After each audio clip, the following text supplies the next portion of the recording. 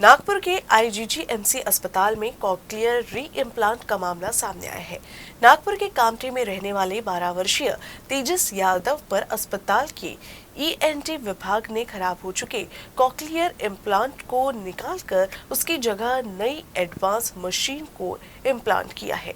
100 से अधिक cochlear implant करने वाली टीम के सामने ये पहला ही मौका था जब मशीन को निकालकर उसकी जगह नई मशीन को लगाया गया। खराब हो चुकी मशीन की जगह नई मशीन को हासिल करने में बच्चे के परिजनों को भी खासी मशक्कत का सामना करना पड़ा। नागपुर के आईजीजीएमसी अस्पताल में एक जो बच्चा है उसके 8 साल पहले उसके कान में डाले गए कॉकलियर इम्प्लांट को निकालकर नए इम्प्लांट को फिट किया गया है।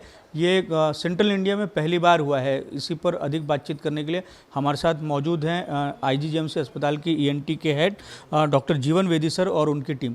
सर ये बताएं कि ये जो मामला आया है सामने, अमूमन इस तरीके से सुनाई नहीं देता, तो ये क्या मामला था और इस बच्चे के साथ में क्या दिक्कतें थी? ये बच्चा जब 3 साल का था तब इसका पहला सर्जरी मुंबई में हुआ था और वो भी एडिप जो स्कीम है उसी के अंडर हुआ था। और 3 साल के बाद में जब ये 3 साल से 8 साल हो गए तो 11 साल का होने तक के ये अच्छे से सुन रहा था और अचानक उसको एक दिन पता चला कि वो सुनाई नहीं दे रहा है उसको। जब वो सबसे बात कर रहा है, खेल रहा है और अचानक आवाज़ जब चला गया तो उसने उसके माँ पिताजी को बताया कि ये क्या, और वो परेशान हो गए। उसके बाद में पता चला कि वो जो अंदर डाला हुआ डीजी सोनिक कंपनी का जो इम्प्लांट था उसका शॉर्ट फेल्यूर हो गया है और इस कारण से वो सुनाई नहीं दे रहा है। तो ऐसे वक्त फिर इन्होंने कहा कि इतना महंगा हम इम्प्लांट कैसा लाएंगे, तो इन्होंने फिर से डीजी सोनिक कंपनी से बात की। उन्होंने बोला कि हमारी कंपनी को कॉकलियर कंपनी जो है ऑस्ट्रेलिया की उसने टेक ओवर किया। तो कॉकलियर कंपनी को रियली ये भी थैंक्स देते हैं कि वो cochlear company free of cost वो जो इम्प्लांट है वो उन्होंने ऑस्ट्रेलिया से यहाँ के जो लोकल हेड जो है उनके कॉकलियर कंपनी के उनको भेजा और फिर अपन ने वो पूरा चेकअप करके पुराना वाला इम्प्लांट निकाल के उसमें नया वाला इम्प्लांट डाला और वो ऑपरेशन करने के बाद ही उसका टेस्टिंग किया गया और वो उसी वक्त पता चल गया कि वो अच्छे से अंदर में वर्क कर रहा है। पुराने वाले इम्प्लांट को निकालना और नए वाले को फिट करना, ये अपने आप में कितना रिस्क वाला था, कितना मुश्किल काम था? हाँ, ये तो जिसको एक्सप्लांटेशन एंड री इम्प्लांटेशन, यानी जो पुराना है उसको निकालो और नया वाला डालो, री इम्प्लांटेशन, ये थोड़ा सा मेरे लिए भी नया था क्योंकि मैं पहली बार ही कर रहा था। अभी तक यहाँ पे 105 ऑपरेशन कर दिए, वो इम्प्लांटेशन वाले थे, लेकिन ऐसी केस।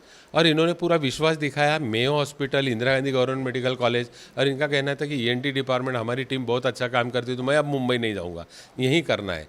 तो नीलू सोमानी मैडम जो जिनके तरफ ये पूरा जाके चेकअप करते हैं, एक हर्षल बोल के है जो कॉकलियर से, उन सब ने पूरा तैयारी करके एक नया इम्प्लांट इनके लिए बुलाया गया।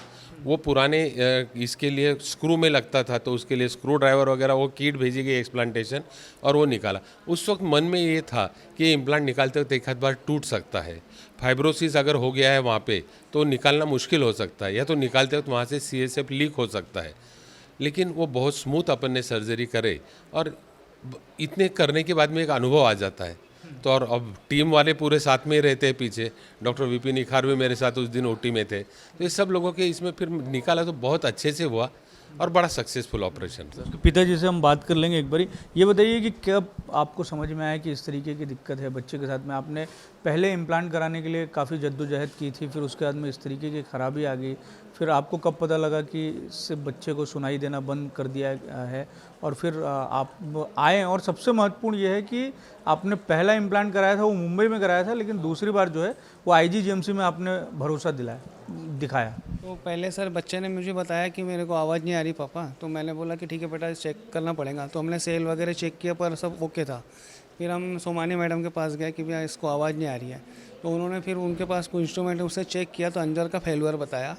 बट बोले मैं वहाँ से आपके लिए कुछ कर सकती हूँ तो कोशिश करूँगी बोले। तो फिर उन्होंने वहाँ से किया बातचीत, तो फिर उन्होंने टेक ओवर किया था सर ने जैसा बताया, तो वो हिसाब से हमको वहाँ से हुआ। बट मैडम बोले कि आप यहाँ करवाएंगे क्या? तो मुझे फिर सर से मिला है तो मैं सर पे पूरा भरोसा किया कि बोला सर आप मेरे बच्चे का करके देंगे। तो जीवन सर ने भी पूरा अपना सहयोग दिया हमारे को, और सोमानी मैडम है और इनकी जो टीम है इन्होंने बहुत अच्छा किया हमारे बच्चे को। अब इसके बाद भी सुनाई आएगा। और अभी बिल्कुल नॉर्मल है। इसके दिनचर्या बताइए, इसका क्रम बताइए, इसके पढ़ाई लिखाई के बारे में बताइए। सुबह उठता है सर, जैसा डेली नॉर्मल बच्चा जैसा रहता है वैसे उठता है, ब्रश वगैरह करके फिर अपना स्कूल जाता है। स्कूल से आने के बाद नॉर्मल खेलता वगैरह है ना। इसको कोई और दिक्कत नहीं है, बस सुनने का ही प्रॉब्लम था मेन। अभी बोलता भी है, बात भी करता है, बट अभी उसको आवाज़ नहीं आ रही है, इस वजह से वो नहीं बोल रहा है। हाँ, थोड़ा जैसा अभी नाम वगैरह पूछेंगे तो बता देगा लिप रीडिंग से, बट उसको आवाज़ पूरा आता है, नॉर्मल बच्चे के जैसा जी रहा है जीवन, ये ऑपरेशन के बाद। तो इस तरीके से नागपुर के आईजीजीएमसी अस्पताल में ये चुनौतीपूर्ण एक तरीके से हम इसे काम कह सकते हैं जो किया गया ईएनटी डिपार्टमेंट के माध्यम से, और जिसके बाद में जो एक बच्चा है तेजस यादव जिसका नाम है, उसे एक तरीके से नई आवाज़ मिली है, या ये भी कहा जा सकता है कि नई जिंदगी भी मिली है। कैमरामैन अतुल गवई के साथ दिव्येश द्विवेदी, यूएसएन न्यूज़, नागपुर।